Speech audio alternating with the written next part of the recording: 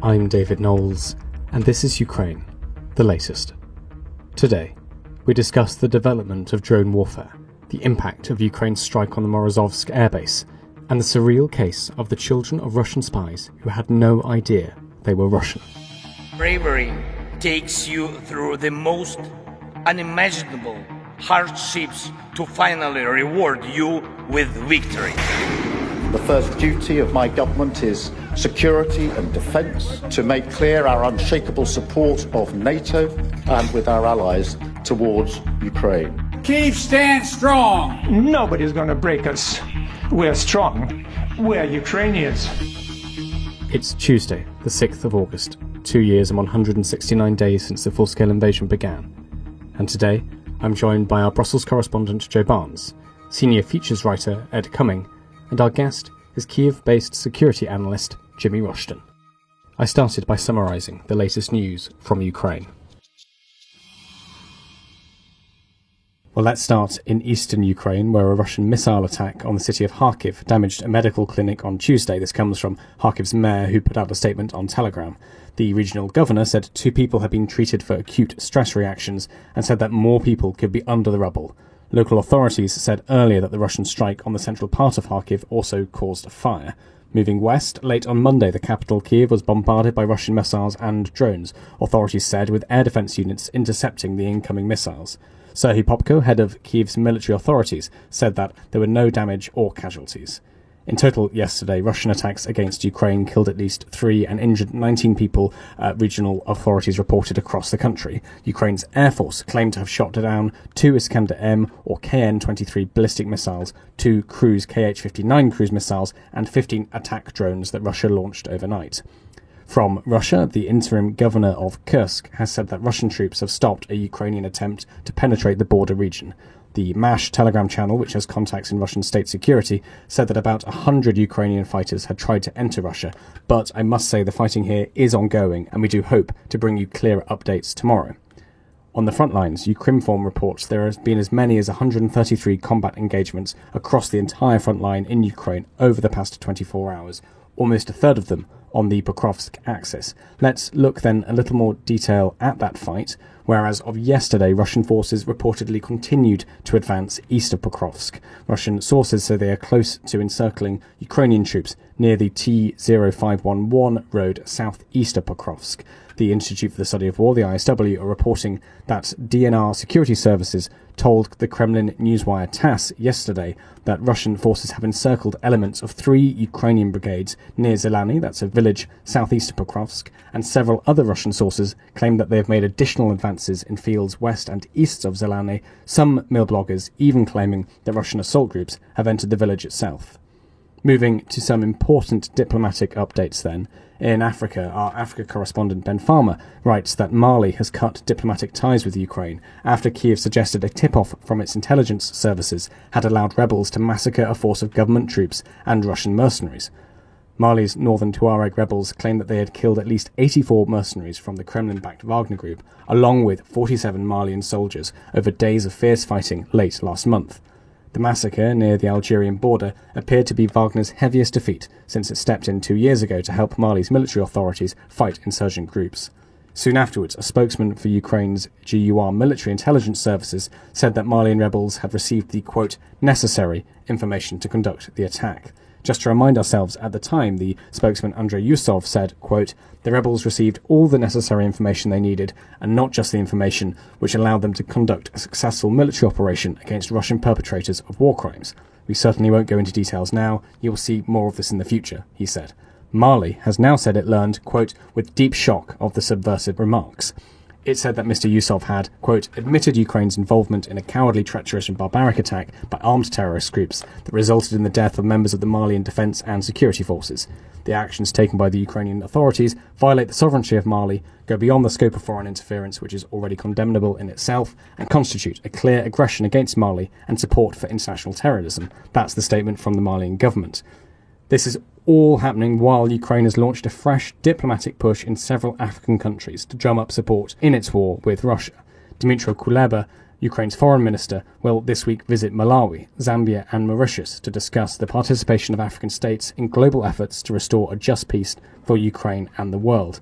Just to recap, Russia has significantly extended its influence on the continent in recent years, and many African countries have been reluctant to condemn Vladimir Putin's invasion of Ukraine.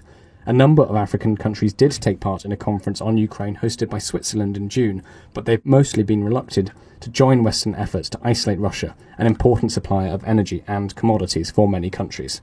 And finally, yesterday, former Russian Defense Minister Sergei Shoigu met with various high-ranking Iranian officials in Tehran. Official Iranian readouts reported that Shoigu expressed a desire to increase political and economic relations in a meeting with the new Iranian president. Shoigu separately met with Armed Forces General Staff Chief Major General Mohammad Bagheri. Shoigu and Bagheri discussed increasing bilateral defence and military issues, and Shoigu condemned Haniya's killing in Tehran, that's the assassination last week, of which Israel is suspected, and stated that whoever is responsible aimed to escalate regional tensions. Iranian media reported that Iran has asked for air defence systems from Russia ahead of a potential war with Israel, and the New York Times writes, quote, "Two Iranian officials familiar with the war planning, one a member of the Revolutionary Guard Corps, confirmed that Iran has made the request and said Russia has started delivering advanced radars and air defense equipment. The officials spoke on the condition of anonymity because they were not authorized to discuss the aid publicly." The ISW add, Shoigu likely also sought to coordinate with Iranian officials ahead of the strike, given the implications an Iranian strike launched in part from Lebanon and Syria could have for Russian forces in Syria. Russia has military facilities in western Syria and maintains some military police forces in southwestern Syria. Well, those are the key frontline and diplomatic updates. Joe Barnes, can I come to you? I know you might have a few things just to add to our reporting there on Iran and Mali. What else have you been looking at? Yeah, hi folks, good to be back as always. Let me start with just a few comments on the diplomatic spat between Ukraine and Mali. So I actually spoke to Andrei Yusov, the spokesman that you mentioned in your piece, David, who has become the man at the centre of this story. And I spoke to him when sort of English language aggregators, let's call them on Twitter, X, whatever we call it. Then he went on sort of being slightly cryptic, saying, obviously the rebels had the information to conduct this offensive, and we do not comment on who provided it. And this is not the first operation against Putin's illegal formations in the world. So interesting. I don't know if we can call it context, I suppose, but maybe is this him trying to wiggle out, like causing a diplomatic spat? Or is it the fact that actually he maybe spoke in riddles, as lots of Ukrainians, well, government officials around the world do, and they got leapt on and jumped on, and it's been taken a bit too far. Who knows? But I'm sure Jimmy may have some thoughts on that later when we go to him. And to some other news that I've been sort of looking at, there has been a deadly explosion. It's an avant-garde weapons factory in Stolitomak in Russia's Bashkortostan region, which is just about 1,000 miles shy of Moscow in an easterly direction. The plant is owned by Rostec, the Russian state-owned defense manufacturer, and is responsible for the production of parts for multi-launch rocket systems, amongst other things, no doubt. It's a company that's been sanctioned by the EU. What happened, allegedly? 3 employees were working to dismantle a pipeline of some sort, and this is according to a report by Radio Free Europe, and they all died. Then I went on to Telegram and checked out Russia's investigative committee, and they said in a statement that a gas-air mixture was responsible for the blast and that an investigation has been opened into a violation of industrial safety requirements in a hazardous industry. And then finally a slightly older story, because I've just been digging around for it and actually found the press release put out by the MOD late last month, but Ukrainian outlets have seemed to have jumped on it only today. The UK has put in an order for £176 million for what are known as Marlet missiles. So they're a maritime anti-surface missile system currently deployed from a Wildcat helicopter. They're about 13 kilograms each. They provide sort of precision solutions against threats such as drones, helicopters, other aircraft, and small, fast maritime targets. So we've been donating these to Ukraine, and Ukraine are expected to get more of these things. Ukraine's use of them is slightly more dynamic. They can be mounted to helicopters, but also ground launchers. There's also maritime launchers out there. So it's just another example of Britain supplying more to Ukraine. And then just to add to your piece on the Russian air defense radars being gifted to Iran from Russia, there's also some reports in Israel. I don't know sort of the accuracy of the intel behind it. Russia is being asked to supply and is considering supplying Iskander-M ballistic missiles to Iran, as well as a Morozovsk system, which is essentially a satellite jamming system that the Russians use, a sort of a big version of electronic warfare. Again, I don't know the credibility of this, but it's interesting that what Russia and what Iran are saying to each other is all about sort of bolstering their military dependence on each other. There's been some quotes, actually. David mentioned Shoigu in Iran, and he met with the Iranian president, and the Iranian president said, according to Iranian state media, Russia is among the countries that have stood by the Iranian nation during difficult times. It's interesting to see that it looks like their two nations are shaping up to do more militarily, as is Russia-China, as is Russia and North Korea. Thank you very much, Joe. Ed Cumming, thank you so much for joining us today. Ed, you're our senior feature writer here at The Telegraph. You've been looking into some of the prisoners returned to Russia. We've spoken a lot about the Russian dissidents, opposition members moved over to the West. But let's look a little bit deeper into one of the stranger stories on the Russian side of this deal. Tell us about 11-year-old Sofia and her 8-year-old brother, Gabriel Gish. Who did they believe they were, and who were they really? Yes, this is off the back of that extraordinary prisoner exchange last week. And one of the most striking images, I thought, was the sight of these two little children on the runway in Moscow, an 11-year-old girl and her little brother and their parents. And they were greeted with the full bells and whistles. They were handed a bouquet by a strange, kind of balding man in a blue suit. They must have wondered what all the fuss was about. Obviously, it was Putin welcoming their parents home as heroes. But these children had grown up in Slovenia. They were born in Argentina. And then for the past 5 years or so, they've been living in Slovenia, thinking that they were Argentinian expats, speaking fluent Spanish at home with their parents. They spoke English. They went to an international school in Ljubljana where they lived. And it was only last week, according to the Kremlin anyway, that they discovered their parents were Russian spies, and they were, in fact, Russian themselves, by parentage anyway. Extraordinary statement from the Kremlin saying that they'd been asking who the flowers had been given to them by and had to have it explained who Putin was.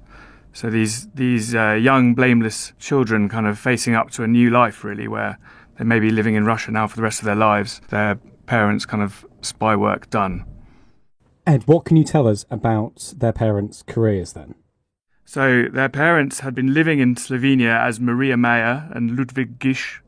Maria had a kind of online art company that kind of advertised bad art basically on Instagram.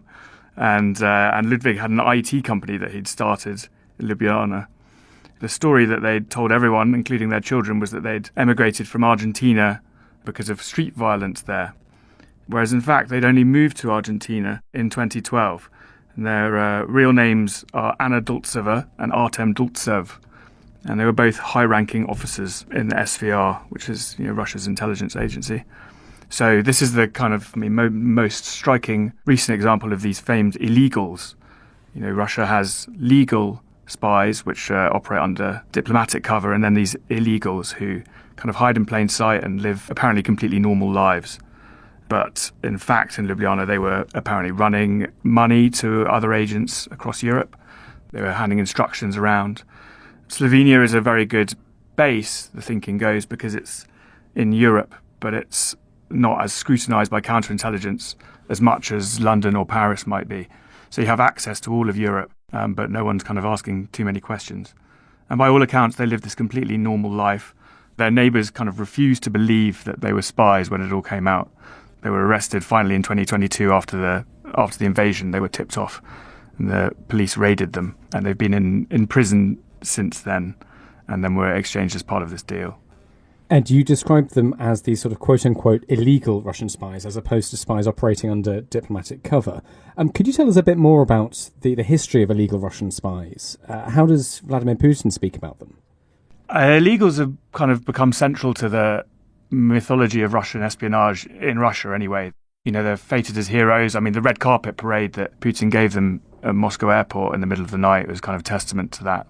They hark back to the golden age, if you will, of Russian espionage, the kind of Kim Philby era where people would appear to be living normal lives in London, but in fact recruiting people like Philby to the cause. You know, Putin himself, I mean, they kind of fallen a bit out of favour, but Putin's revived them a lot. He's spoken about them, about his own kind of work with them when he was in the KGB. It's unclear, according to some sources, how useful they actually are, these illegals. There isn't that much they can do necessarily, but the mythology of them is extremely powerful, which is why they were kind of very keen to get them back, these guys, and include them in such a kind of high-profile exchange. But as we're seeing, there's this kind of terrible human cost to it as well, especially when families are involved. Absolutely. I mean, do we have any idea what happens now to those poor children? How do illegal spies' careers usually end? Well, it's an interesting point. You know, one person I spoke to said that spoken to senior Russian intelligence officials, and they'd explained that basically in a successful mission, i.e. one where you live undercover and do your job and are never busted or, you know, never publicly busted, they would let them live their lives out in the target country, you know, where they might have made real life relationships, had families, as we're seeing here. But there's obviously at least an irony there that this country, a foreign power that you're meant to be working against for the good of the motherland, and yet when it comes to it, you'd rather stay there and live out your life there that you've made that's quite happy and satisfactory to you. So the interesting case, what happens to the children, they're so young that they'll probably stick with the parents. But there was a counter-example. Listeners may remember the big illegals bust in 2010, the last kind of most high-profile case of this that was exposed, which included Anna Chapman, the kind of flame-haired Russian spy who was on the front cover of all the papers and was married to an Englishman. Also included in that case were Canadian-born, apparently Canadian sons of two Russian spies. The Canadian sons are called Tim and Alex. And initially, Canada stripped these children of spies of their citizenship because it's, you know, they've been living a lie. But they argued, and the younger brother argued successfully in Canadian court, that he should have his citizenship reinstated because he didn't know anything about his parents' secret lives. It wasn't his fault. And as far as he was concerned, he was completely Canadian. So it'll be very interesting what happens with these children in this case. At the very least, it'll be a huge wrench, you know, to have had this shocking revelation that their parents were spies and they were Russian. They don't speak a word of it. And now they're going to have to live in Moscow indefinitely. Ed Cumming, thank you so much for joining us, and thank you for talking us through your reporting there. Jimmy Rushton in Kiev, can I come to you? Jimmy, we spoke about the attack on Kiev last night in our initial updates. You're based there. What did you experience and what was the aftermath? It was really quite dramatic, and then nothing happened. So essentially we had the air raid warning, and as I normally do, I looked on the monitoring channels. There's a bunch of Ukrainian monitoring channels that tell you what's actually happening. So is it a real threat, or if it's just a 31K that's been launched and they have to throw up an air raid alert across the whole country. So the monitoring channels in this case said that there was an incoming ballistic missile or an object moving at ballistic velocity, in their words. So that obviously indicated that it was a serious attack. Ukrainian air defense responded. I know roughly where the Patriot PAC-3 air defense systems are based in Kyiv. So I was looking towards them, and as I watched, 3 PAC-3 interceptors were launched. They intercepted one of the incoming ballistic missiles pretty much directly above my head, which was an experience. There was a massive explosion. And then that was it. The city was almost entirely unscathed. There was some debris just outside in the suburbs in Brovary. But apart from that, it was, thankfully the air defense systems that we have in the city are incredibly advanced now. And unlike many other cities in Ukraine, we're relatively well protected. And Jimmy, could you tell us a little bit more about the current living situation in Kyiv? How is the power situation? It's something we've been reporting on a lot in the past few months. And what about the oncoming autumn? What's the feeling amongst the people you speak to? Yeah, absolutely. So the power situation has actually gotten significantly better in the last couple of weeks. There was a massive heat wave in Kyiv. The temperatures up to 40 degrees at one point, actually across Ukraine, not just in Kyiv. Obviously, that increased demand on the grid. There are lots of people running air conditioners and corresponded with a wave of Russian attacks on power stations. the situation is much better now. Some more capacity has come back online in the grid, and the heat wave is over, so people aren't using as much air conditioning anymore. So we still have power cuts, but yeah, it's much better. In terms of the winter, I think everyone is aware that this is going to be a pretty hard winter. It's not something that Ukrainians haven't experienced before, though. I remember when I was here, 2022, 2023, that winter was exceptionally hard. At one point, we had no power for the best part of a week, and also no water, because the water systems in my part of Kyiv were also knocked offline. So that was incredibly difficult. Everywhere most places have generators now in regards to like cafes, restaurants, large shops. So when the power does go out, and if it does go out in winter, people will be able to, warm up, charge their devices, communicate with the outside world. But it's going to be difficult, and winters in this country, they're no joke. I mean, we get temperatures down to, minus 20 quite easily. Jimmy, let's move on then to some of your thoughts on some of the military updates then. We've been reporting on this attack on the Morozovsk airbase. What else can you tell us about this? And what do you think this means for Russia's ability to prosecute its air campaign? So yeah, this is a very interesting case, actually.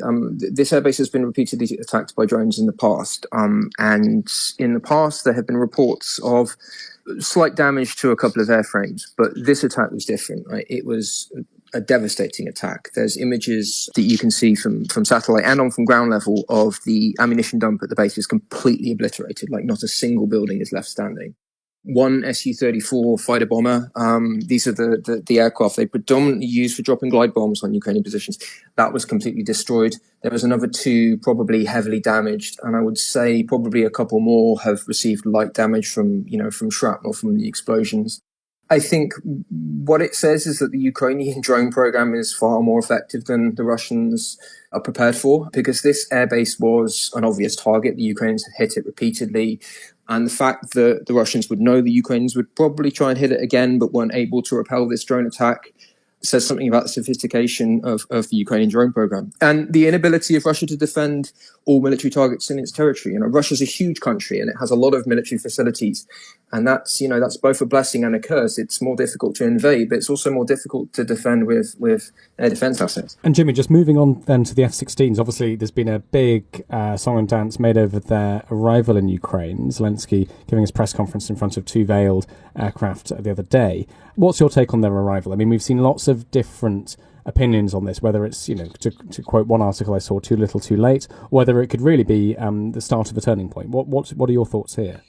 To be honest, I think both of those are wrong. I think too little, too late is... Well, firstly, timescales in regards to delivering these aircraft are largely constrained by training the pilots to operate them. So I agree they should have been here earlier, but they're here now. The Russians are worried about them, and you can see that because of the amount of effort Russian propaganda is telling the world that these are completely useless and will have no impact, right? We saw the same when HIMARS arrived. They said, they'll be destroyed within a week. They're going to have no impact. And they did have a relatively big impact on the front line. I think in regards to the F-16s, the weapons they're being provided with at the moment, we're seeing AMRAAM AN-120Bs, which have a range of about 100 kilometers. It's not ideal. We really want them to be provided with, some of the later versions of the AMRAAM, which have ranges of about 150, 160 kilometers. And that really is so that these F-16s can engage Russian aircraft performing glide bombing attacks. Because when they do these attacks, they stay within Russian territory. They have a range of about 30, 40 kilometers. And they can really stay out of the range of Russian ground-based air defenses. So in order to deter these glide bombing attacks, they need the longest range air-to-air missiles possible. So we've seen them being provided with relatively advanced air-to-air missiles based on this footage that you described with Zelensky. People on Twitter, they looked closely at the weapons these aircraft were carrying, and they're also provided with relatively advanced Sidewinder missiles, which are perfect for engaging these Shahed suicide drones and also cruise missiles. So, they're going to make an impact, and this is just the first tranche. Ukraine's going to get, around 90 of these. So it's definitely going to make an impact. I wouldn't say it's going to, turn the tide, but I also wouldn't say it's too little, too late. I think they're the extreme lower positions on the argument. You've mentioned you've been talking to volunteers about the FPV drones. It's something we spoke a lot about yesterday in yesterday's episode with Francis Farrell from the Kyiv Independent, who spoke about the impact and use of drones on the front lines when he was there in the Turatsk region just a few weeks ago. What have you been hearing about this? Yeah, so for the last few weeks, I've been doing some research and analysis, particularly focusing on Western volunteers with Western military experience and their opinions on FPV drones. Because what I wanted to look into was their perception on how these drones and how the technology in general is changing warfare. And really, based on my conversations with these people, is that I get the impression that both the British military and the US military are fundamentally unprepared for warfare coming up against an opponent that's using these drones. I spoke to a British gentleman who's now with GUR, and he's a ex-Royal Anglican. I also spoke to an ex-US Army Combat Cavalry Scout who's now with 3rd Assault Brigade. So, these are people, are serious people. They've had combat experience in the British American militaries. And they're now fighting with two of the best or, most capable Ukrainian military units. And they say, again, that the British and American militaries are just not prepared to combat this. They're, kind of naive in the way they approach this technology. There's the assumption in both the British and the American militaries that some countermeasure technology will somehow appear almost out of thin air and remove the threat of drones, not completely. But the reality is not like that. I mean, in Ukraine, I was discussing countermeasures with them, and they say, both Ukrainian and Russian countermeasures will work one day and then they won't work the next, because the FPV operators will come up with new workarounds in order to defeat the EW. So it's really kind of like a cat and mouse game. There's an evolutionary race between drone operators and the electronic warfare guys. And at the moment, the drone operators are winning because these drones are so cheap, like $500 per drone, something like that. Even if 80% of them, 90% of them get knocked down by electronic warfare or miss their targets, like 10% still get through. And that 10% can do astonishing amounts of damage for the cost, because they're so cheap, they can be deployed en masse, and they are so incredibly lethal. Like, there's pound for pound, there is no weapon system on this battlefield that is as lethal as an FPV drone. Jimmy, just finally before, although I know, Joe, if you've got any questions, please do jump in. But my final question really is, yesterday, again, listeners will know that we spoke to Francis Farrell from the Kiev Independent, who'd been on the front lines reporting from Donbass. I asked him to zoom out and give us his take on how he thought strategically the war was moving in the area. Jimmy, what are your thoughts on this as well?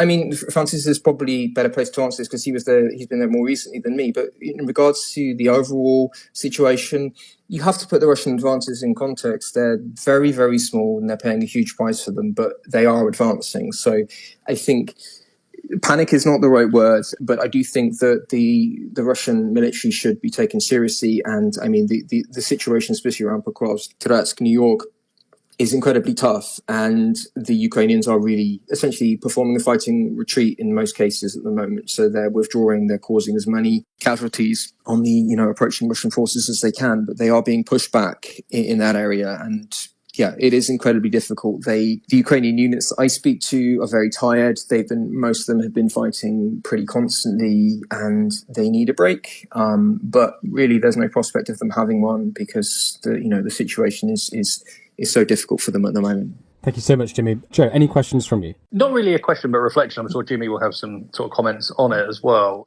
Alexander Syrsky, the Ukrainian commander-in-chief, before the confirmed arrival of F-16, sort of noted that they wouldn't be able to operate within 40 kilometres of the front line because of sort of the density of Russian air defence in surface-to-air missiles, etc., which then it sounds from people I'm talking to in Ukraine that this is potentially going to be a bit of a downfall. Not downfall is the wrong word, but it obviously restricts what Ukraine can do with them. Are sort of units on the ground going to be able to get these very fast jets to come in and do airstrikes to sort of help them out and stuff like that? Maybe not. So, yeah, sort of thoughts on that, Jimmy, would be interesting. Are they just going to become sort of an expensive interceptor? Because I'm sure that the Western nations have probably told Ukraine as well that we don't want to be seen have these sort of downed and being destroyed as much as less expensive ground material. Yeah, I think you're right. I mean, to be honest, that what you're talking about, the inability of both sides' aviation to operate within, say, 40, 50 kilometres of extensive ground-based air defence systems, that's something that both sides are having to deal with. That's why the Russians are using glide bombs, right? It's because they can deploy them outside of that deadly zone close to the front lines. It's obviously very possible that what Syrskyi is saying is some level of Maskirovka, to borrow a Russian term, and that they want the Russians to think that the F-16s aren't going to be used in, closer to the front line. There's also the case that the Ukrainians have been using their ATACMS ballistic missiles to strike Russian theatre-level air defence systems like S-300, S-400 systems. They've been struck repeatedly by ATACMS missiles, and obviously the suspicion is that is kind of shaping the battlefield for the arrival of these jets. I do think they are going to be used in a ground strike role. I think they'll probably be used to deploy the Ukrainian version of glide bombs. We've seen Ukrainians using MiG-29s and Su-27s to do that, and they are as vulnerable, if not more vulnerable, to Russian ground-based air defense systems than an F-16 would be. So, yeah, I do think they will be used in that role, but maybe not yet. And then just the other one on your sort of FPV research. There's been lots of sort of anecdotal evidence from sort of other reporters and sort of speaking to people that the organisation on the ground between, say, individual Ukrainian units isn't always the best, and it results in some units not knowing when other units have got drones in the air. Have you heard sort of anything akin to that? I just think that's quite interesting, and maybe that sort of Ukraine, when Western nations are supporting Ukraine in training, that training troops not only on sort of infantry manoeuvres, sort of trench warfare, they should also look at the tactics in employing sort of a battlefield management system into that. So yeah, no, that absolutely happens. Yeah, people that I spoke to, they regularly experienced electronic warfare fratricide, and sometimes their drones will be shot down by soldiers on their own side on the ground because they won't know. A Ukrainian Mavic looks identical to a Russian Mavic, obviously. To be honest, in terms of the training, Ukrainians have gone to do NATO training outside of Ukraine, and they've been kind of shocked how their NATO trainers have really no idea of drones or the utility of drones. I think implementing the type of battlefield management system that you're talking about would be difficult just because of the kind of the number of drones, the fact that pretty much every unit has a drone, be that kind of an infantry reconnaissance team, a mortar team, they'll have their own drones so they can go and find their own targets. So trying to figure out some system to avoid this sort of fratricide would be quite difficult. The other thing is, Mavic operates on the same frequency as whether it's Ukrainian or Russian, right? So if a Ukrainian team is using EW to defend against a Russian Mavic, it will knock out any Ukrainian Mavics operating on that same frequency in the area. So, and that's actually another issue with the electronic warfare systems that one of them identified to me, is that they can use electronic warfare, but if it means that they can't use their own drones, sometimes it's actually not worth using those jammers, because, losing the capability to operate their own drones is worse than injuring, say, a Russian Mavic dropping grenades on them, which they can deal with as long as they kind of identify that it's there and take appropriate cover. Coming up, we hear Joe and Jimmy's final thoughts. Joe, can I come to you first then for your final thoughts? I did see a post about a project which I found quite interesting. Essentially a Ukrainian project that is helping locate missing soldiers. And apparently this project has found, I think it was 588 Russian soldiers that have been sort of reported missing in Russia. It was around 530 of them were found alive amongst sort of the Russian prisoners of war. 100 of them have already been released as part of a prisoner exchange, and 55 were found to have been deceased and been killed, with the remains of 33 of them had been handed over to Russia. So I think it's interesting that actually because we often hear stories about sort of how Russia leaves its battlefield killed and wounded just on the battlefield and leaves them there to either, if they're injured, just to die, or if they're already dead, just leaves them there, and there's no sort of repatriation of those bodies. And I find it interesting that sort of Ukrainians have got the terrible time for them, have got the compassion to actually come up with schemes like this to help people find their loved ones back in Russia. It's sort of an extension, I guess, of the projects that have been created to convince Russians and Belarusians to surrender as prisoners of war rather than fight in Ukraine. Thank you so much, Joe Barnes, for your time today. Jimmy, as our guest, would you like the very final thoughts? Sure. I'd obviously say, as I've said before, that it's very easy to forget about Ukraine, and we've got quite difficult events happening in the UK. But again, what happens here is of massive importance to both the UK and the wider world, and particularly our European continent. So, I think we just need to remember Ukraine. We need to do everything we can to support the Ukrainians. And we also, we need to learn the lessons of this war, because if the British military, if the American military go into a conflict against an opponent armed with FPV drones, and we haven't learned the lessons of this conflict, we're going to see a lot of British and a lot of American soldiers getting hunted by drones, like you can see on social media, watching Russians getting hunted by them and Ukrainian soldiers, unfortunately. So, learn the lessons, help Ukraine, and stop Putin in his tracks here. Ukraine the Latest is an original podcast from The Telegraph. To stay on top of all of our Ukraine news, analysis and dispatches from the ground, subscribe to The Telegraph. You can get your first 3 months for just £1 at www.telegraph.co.uk/Ukraine the Latest. Or sign up to Dispatches, our Ukraine newsletter, which brings stories from our award-winning foreign correspondents straight to your inbox. We also have a Ukraine live blog on our website where you can follow updates as they come in throughout the day, including insights from regular contributors to this podcast. You can listen to this conversation live at 1 p.m. each weekday on Twitter Spaces. Follow The Telegraph on Twitter so you don't miss it. To our listeners on YouTube, please note that due to issues beyond our control, there is sometimes a delay between broadcast and upload, so if you want to hear Ukraine the Latest as soon as it is released, do refer to podcast apps. If you enjoyed this podcast, please consider following Ukraine the Latest on your preferred podcast app. And if you have a moment, leave a review, as it helps others find the show. You can also get in touch directly to ask questions or give comments by emailing ukrainepod@telegraph.co.uk. We do read every message. And you can contact us directly on Twitter. You can find our Twitter handles in the description for this episode. Ukraine the Latest is produced by Louisa Wells and Giles Gear.